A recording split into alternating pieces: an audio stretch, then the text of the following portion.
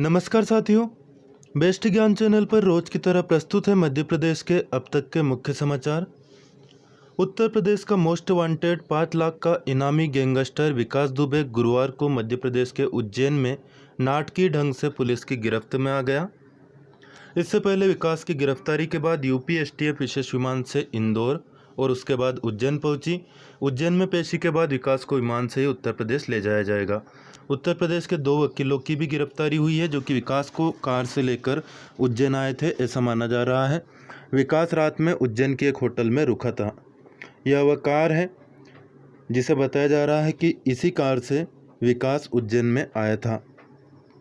CrPC की धारा 72 के अनुसार अगर किसी दूसरे प्रदेश की पुलिस किसी आरोपित को गिरफ्तार करती है तो उसे स्थानीय अदालत में 24 घंटे के अंदर पेश करना होता है। स्थानीय अदालत से प्रत्यर्पण की अनुमति लेकर ही दूसरे प्रदेश की पुलिस उसे अपने क्षेत्र में ले जाती है। इस अनुमति को कहा जाता है ट्रांजिट रिमांड। विकास, आपको बता दें, 2 जुलाई की रात कानपुर के बिकरू गांव में 8 पुलिस वालों की हत्या के बाद 6 दिन से फरार था। एक दिन पहले यह खबर आई थी कि वह फरीदाबाद के एक होटल में कमरा लेने पहुंचा था। इसके सीसीटीवी फुटेज भी सामने आए थे, लेकिन गुरुवार सुबह वह उज्जैन पहुंच गया और सरेंडर के इरादे से ही वह महाकाल मंदिर में गया। इन सब के बीच एक और जानकारी सामने ये आई है कि विकास उज्जैन में एक शराब व्यापारी के घर रुका था। इस मामले में पुलिस ने 4 लोगों को हिरासत में भी लिया है। हालांकि पुलिस ने आधिकारिक तौर पर इसकी पुष्टि नहीं की है। पुलिस सूत्रों की माने तो शराब व्यापारी के साथ उसके मैनेजर और 2 अन्य सहयोगियों को हिरासत में लिया गया है। पुलिस का कहना है कि मामले में जांच की जा रही है। विकास गुरुवार सुबह महाकाल मंदिर पहुंचा। यहां पर उसने वीआईपी रसीद कटवाई और बाबा के दर्शन करने पहुंचा। इस दौरान उसे एक दुकान संचालक और सुरक्षाकर्मी ने पहचान लिया था, ऐसा बताया जा रहा है। सुरक्षाकर्मी ने अपने वरिष्ठों को इसकी जानकारी दी और उसके पीछे लग गया।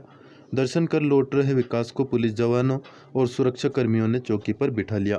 पकड़ में आने के बाद वह मैं कानपुर वाला विकास दुबे हूँ चिल्लाने लगा। आप सोच रहे होंगे कि वह चिल्लाया क्यों, क्योंकि उसे कहीं ना कहीं एनकाउंटर का डर था। वह इसलिए नहीं चिल्लाया कि पुलिस उससे डर जाए, बल्कि वह खुद डरा हुआ था और उसे एनकाउंटर का कहीं ना कहीं डर सता रहा होगा। इसीलिए वह चिल्लाया कि कहीं पुलिस एक जगह एकांत में ले जाकर उसके साथ वही ना कर दें जो कि उसके 5 अन्य साथियों का कर चुकी है। पुलिस ने मोबाइल नंबर से भी इस बात की पुष्टि की कि वास्तव में वह युवक विकास दुबे ही था। दोस्तों, मध्य प्रदेश शासन के स्वास्थ्य विभाग द्वारा 9 जुलाई 2020 शाम 6 बजे तक की स्थिति में कोरोना वायरस पर जो लेटेस्ट रिपोर्ट जारी की गई है, इसके जरिए देख लेते हैं मध्य प्रदेश के किस जिले में क्या स्थिति है। मध्य प्रदेश के इंदौर जिले में कोरोना के 45 नए मामले बढ़े। भोपाल में 53, उज्जैन में 1, मुरैना में 8, ग्वालियर में 58, जबलपुर में 22, नीमच में 7, सागर में 7 और बुरहानपुर में 4 कोरोना के पेशेंट बढ़े हैं। वहीं खंडवा जिले में 4 पेशेंट बढ़े हैं। बात करें मृत्यु के नए प्रकरण की, तो इंदौर जिले में 3 और भोपाल में 1 व्यक्ति की मौत आज कोरोना के कारण हो गई। अभी तक इंदौर जिले में 255, भोपाल में 116, उज्जैन में 71, मुरैना में 5, ग्वालियर में 3, जबलपुर में 14, नीमच में 8, सागर में 22, बुरहानपुर में 23 और खंडवा में 17 लोगों की जान कोरोना वायरस के कारण जा चुकी है। इंदौर जिले में 32 लोग स्वस्थ होने में सफल हुए। भोपाल में 27, उज्जैन में 4, मुरैना में 55, ग्वालियर में 35, जबलपुर में 7, नीमच में 2, सागर में 9, बुरहानपुर में 3 व्यक्ति स्वस्थ होने में सफल हुए हैं। एक्टिव केसेस की बात करें तो इंदौर जिले में कोरोना के 885, भोपाल में 621, उज्जैन में 17, मुरैना में 449, ग्वालियर में 380, जबलपुर में 95, नीमच में 32, सागर में 72, बुरहानपुर में 18 और खंडवा में 71 कोरोना पॉजिटिव केस फिलहाल एक्टिव बचे हुए हैं।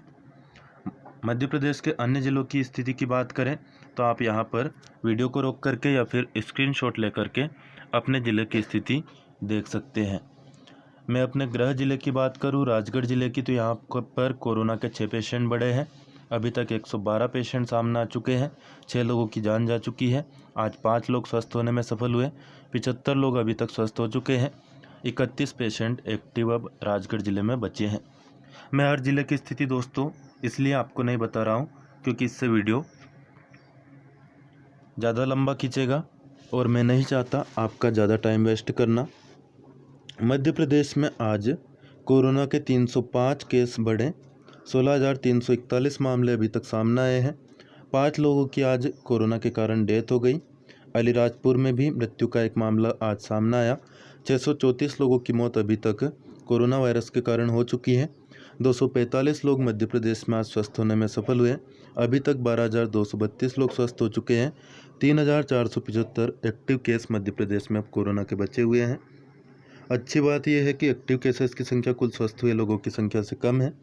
कुल एक्टिव कंटेनमेंट एरिया है मध्य प्रदेश में 1350। 9 जुलाई को 245 रोगी स्वस्थ होकर डिस्चार्ज हुए। प्रदेश में 836 फीवर क्लिनिक संचालित है। 4,49,680 जांच सैंपल अभी तक लिए गए। 9 जुलाई को कुल 11,750 जांच हुई। इनमें से 305 पॉजिटिव निकली, 11,445 नेगेटिव निकली, 74 सैंपल रिजेक्ट हो गए। कुल रिपोर्ट जो प्राप्त हुई इनमें पॉजिटिव प्रकरणों का प्रतिशत रहा 2.6। 104 और 181 टेलीमेडिसिन सेवा के अलावा ई-संजीवनी OPD.in यह पोर्टल मध्य प्रदेश शासन के द्वारा चलाया जा रहा है, जहां पर आप स्वास्थ्य संबंधी परामर्श ले सकते हैं। कल मुख्यमंत्री के द्वारा ग्रामीण स्ट्रीट वेंडर ऋण योजना शुरू की गई है। इसके बारे में शॉर्ट में और जानकारी आपको बता दें। मुख्यमंत्री श्री शिवराज सिंह चौहान का ग्रामीण पथ विक्रेताओं को आर्थिक प्रोत्साहन देकर आत्मनिर्भर बनाने का प्रयास है। कम लागत के उपकरण या 10,000 रुपये तक की कार्यशील पूंजी बैंक के माध्यम से ऋण इस योजना में दिया जाएगा। गरीब वर्ग के प्रवासी श्रमिक या लघु व्यापारी इस योजना में पात्र होंगे। योजना का लाभ ग्रामीण क्षेत्र के पुराने उद्यमों और प्रवासी श्रमिकों के लिए नवीन उद्यम स्थापित करने पर ही देय होगा। इसके लिए लाभ प्राप्त करने के लिए वेबसाइट है kamgarsetu.mp.gov.in। फ़ोन नंबर है 075527000800। इन पर भी आप कॉल करके इस योजना के बारे में जानकारी प्राप्त कर सकते हैं। अभी हमने बात की मध्य प्रदेश में कोरोना की स्थिति पर। देश की कोरोना की स्थिति की बात करें तो अभी तक 7,67,296 कन्फर्म केस सामने आ चुके हैं। इनमें से 4,76,378 लोग स्वस्थ हुए। 1,07,40,832 लोगों के जांच सैंपल देश भर में अभी तक लिए गए हैं। 1132 टेस्टिंग लैब भारत में संचालित है। वहीं IG कानून व्यवस्था ज्योति नारायण जी जो कि यूपी के हैं, इन्होंने जानकारी दी है कि पुलिस कानपुर एनकाउंटर के एक दोषी प्रभात को फरीदाबाद से कानपुर ला रही थी। गाड़ी का टायर रास्ते में पंचर हो गया, जहां पर दोषी प्रभात ने सरकारी पिस्टल छीन भागने की कोशिश की। इसमें STF के 2 आरक्षक घायल हो गए। अपराधी को बाद में अस्पताल में मृत घोषित किया गया। यह लेटेस्ट अपडेट दी गई है कि किस प्रकार से एनकाउंटर अंजाम दिया गया। वहीं विकास दुबे की गिरफ्तारी के बाद में जहां शिवराज सिंह चौहान और सरकार अपनी पीठ खुद ही थपथपा रही है, तो कांग्रेस एक के बाद एक आरोप लगा रही है। यहाँ पर एक आरोप ये भी है कि यह सब कुछ सोची समझी रणनीति के तहत किया गया। इसके पहले एक दिन पहले ही जो महाकाल थाने के जो पुलिस चौकी के प्रभारी हैं उनका ट्रांसफ़र किया गया था, तो यह भी विकास दुबे के केस के मद्देनज़र ही किया गया था।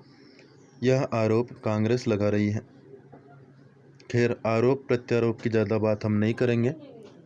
मध्य प्रदेश के कॉलेजों में स्नातक और स्नातकोत्तर अंतिम वर्ष या सेमेस्टर में अध्ययनरत छात्रों की परीक्षाएं सितंबर माह में आयोजित की जाएगी। विश्वविद्यालय अनुदान आयोग यानी कि UGC के द्वारा हाल ही में जारी दिशा निर्देशों के तहत यह निर्णय मध्य प्रदेश शासन के उच्च शिक्षा विभाग ने लिया है। प्रमुख सचिव उच्च शिक्षा विभाग अनुपम राजन ने बताया कि परीक्षा आयोजित कराने के लिए सबसे पहले राजभवन से और उसके बाद में सरकार से अनुमोदन लिया जाएगा। तत्पश्चात टाइम टेबल बनाकर परीक्षाएं आयोजित की जाएगी। CBSE ने 10वीं और 12वीं के रिजल्ट की तारीखों की घोषणा कर दी है। जो रिवाइज्ड डेट है रिजल्ट की वह यहाँ पर जानकारी दी गई है। जो स्टूडेंट क्लास 12th में पढ़ रहे हैं उनका रिजल्ट 11 जुलाई 2020 दोपहर 4 बजे आ जाएगा। वही 10वीं कक्षा का रिजल्ट 13 जुलाई 2020 को शाम 4 बजे घोषित किया जाएगा।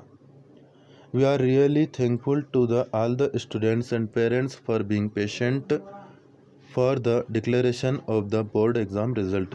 यहाँ पर CBSE ने धन्यवाद किया है उन स्टूडेंट का और पेरेंट का शांति बनाए रखने के लिए, धीरज बनाए रखने के लिए, रिज़ल्ट का वेट करने के लिए। जो रिज़ल्ट है वह 3 वेबसाइट पर अवेलेबल रहेगा, cbseresults.nic.in, results.nic.in और cbse.nic.in। यहाँ पर आप रिज़ल्ट जा कर के देख सकते हैं।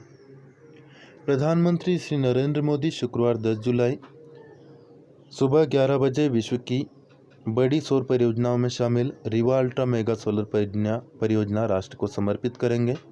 लगभग 4000 करोड़ की लागत वाली 750 मेगावाट की इस परियोजना में पूर्ण क्षमता से सौर ऊर्जा का उत्पादन शुरू हो चुका है। क्या आप जानते हैं मध्य प्रदेश के रीवा में स्थित रीवा अल्ट्रा मेगा सौर परियोजना एशिया की सबसे बड़ी सौर ऊर्जा परियोजना है? नहीं जानते हैं तो जान लीजिए, याद कर लीजिए। 750 मेगावाट क्षमता की सौर परियोजना का लोकार्पण 10 जुलाई 2020 को प्रधानमंत्री श्री नरेंद्र मोदी द्वारा वीडियो कॉन्फ्रेंसिंग के माध्यम से किया जाना है। कॉन्फ्रेंसिंग के माध्यम से रीवा अल्ट्रा मेगा सोलर परियोजना लोकार्पित होगी। वीडियो कॉन्फ्रेंसिंग में मध्य प्रदेश के राज्यपाल श्रीमती आनंदीबेन पटेल लखनऊ से और मुख्यमंत्री श्री शिवराज सिंह चौहान भोपाल से शामिल होंगे। लोकार्पण कार्यक्रम में केंद्रीय राज्य मंत्री स्वतंत्र प्रभार ऊर्जा, नवीन एवं नवकरणीय ऊर्जा श्री RK सिंह भी कार्यक्रम में शामिल होंगे। आपको बता दें, मुख्यमंत्री श्री शिवराज सिंह चौहान ने 22 दिसंबर 2017 को इस परियोजना का शिलान्यास किया था। परियोजना को लगभग 2.5 साल के रिकॉर्ड समय में पूरा किया गया है। परियोजना से सस्ती बिजली का उत्पादन हो रहा है, इससे बड़ी राशि की बचत हो रही है। इस परियोजना को विश्व बैंक का ऋण राज्य शासन की गारंटी के बिना क्लीन टेक्नोलॉजी फंड के अंतर्गत सस्ती दरों पर दिया गया है। यह परियोजना इस मायने में भी खास है क्योंकि इसमें प्रति यूनिट की क्रय दर 2 रुपये 97 पैसे है, जो अब तक की न्यूनतम दर है। सौर परियोजना को पर्यावरण की दृष्टि से देखें तो रीवा सौर परियोजना से प्रतिवर्ष 15.7 लाख टन कार्बन डाइऑक्साइड के उत्सर्जन को रोका जा रहा है, जो कि 2 करोड़ 60 लाख पेड़ों को लगाने के बराबर है। रीवा जिले की गुड़ तहसील में यह स्थापित है। गुड़ शहर में स्थापित है। वृहद सौर ऊर्जा संयंत्र परियोजना 1590 हेक्टेयर क्षेत्र में स्थापित है। यह दुनिया के सबसे बड़े सिंगल साइड सौर संयंत्रों में से एक है। इस सौर ऊर्जा प्लांट में कुल 3 इकाइयाँ हैं। प्रत्येक इकाई में 250 मेगावाट विद्युत का उत्पादन हो रहा है। परियोजना से उत्पादित विद्युत का 76% अंश प्रदेश की पावर मैनेजमेंट कंपनी और 24% दिल्ली मेट्रो को प्रदान किया जा रहा है। वहीं राज्य शासन द्वारा सेवानिवृत्त IAS श्री SPS परिहार को मध्य प्रदेश विद्युत नियामक आयोग का अध्यक्ष नियुक्त किया गया है। ऊर्जा विभाग द्वारा इस संबंध में आदेश जारी कर दिया गया है। मुख्यमंत्री श्री शिवराज सिंह चौहान ने प्रख्यात अभिनेता श्री जगदीप के निधन पर दुख व्यक्त किया है। ये थे प्रख्यात अभिनेता जगदीप, जिनका हाल ही में निधन हो गया है। दतिया की माटी में जन्मे, अपने हास्य अभिनय से कला प्रेमियों के बीच सशक्त छाप छोड़कर सुरमा भोपाली जैसे चरित्र को अमर करने वाले सिने अभिनेता जगदीप जी के निधन का समाचार सुनकर सभी स्तब्ध हैं। ईश्वर उनकी आत्मा को शांति प्रदान करे, ऐसा संदेश डॉक्टर नरोत्तम मिश्रा ने दिया है। शोक संदेश यह नरोत्तम मिश्रा ने व्यक्त किया है। टिकटॉक का विकल्प देने की कोशिश की जा रही है। स्ट्रीमिंग सर्विस गाना के द्वारा गाना ने social media video platform Hotshots launch किया है। यह प्लेटफॉर्म भारतीय यूजर्स को शॉर्ट वीडियो और स्टोरी बनाने और शेयर करने का मौका देगा। बता दें कि केंद्र सरकार ने टिकटॉक के अलावा Helo, Vigo video, Vigo live और लाइकी को भी देश में ब्लॉक कर दिया है। केंद्रीय मानव संसाधन विकास मंत्रालय नई दिल्ली के राष्ट्रीय शिक्षक कल्याण प्रतिष्ठान द्वारा राष्ट्रीय शिक्षक पुरस्कार 2020 के लिए ऑनलाइन आवेदन 11 जुलाई 2020 तक स्वीकार किए जाएंगे। आप भी इसके लिए अप्लाई करना चाहें तो कर सकते हैं। प्रदेश के 8 लाख किसानों की तरफ से मुख्यमंत्री शिवराज सिंह चौहान जी ने कमलनाथ जी से चौथा सवाल पूछा है और यह सवाल है कर्ज माफ़ी के संबंध में। यह वीडियो मैं आपको अभी चलाकर बताऊंगा।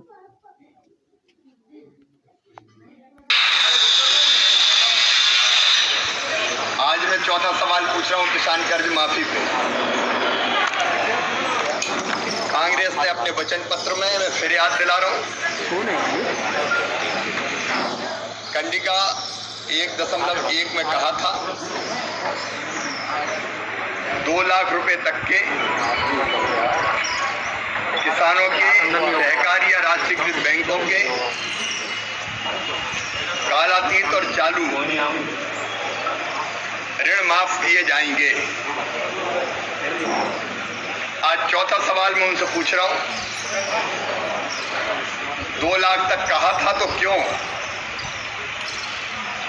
2 लाख रुपए से जिन पे ज्यादा ऋण था उनके 2 लाख रुपए तक के कर्जे क्यों माफ नहीं किए? फिर कालातीत ऋण भी जिनके ऊपर कालातीत ऋण था उनके 2 लाख रुपए तक के कर्ज क्यों माफ नहीं किए? ये मध्य प्रदेश के 8 लाख किसानों की तरफ से सवाल है मेरा। कमलनाथ जी खुद जवाब दो। कल के सवालों का भी जवाब कमलनाथ जी ने नहीं दिया। आज मैं फिर कहता हूं कि जानना चाहता है किसान क्यों उनके साथ धोखा किया गया, क्यों उन्हें छला गया, और कोई अगल बगल का जवाब दे इसके बजाय सीधे पूर्व मुख्यमंत्री को जवाब देना चाहिए। सर, विकास दुबे मामले में न्याय सवाल पूछे थे कमलनाथ जी।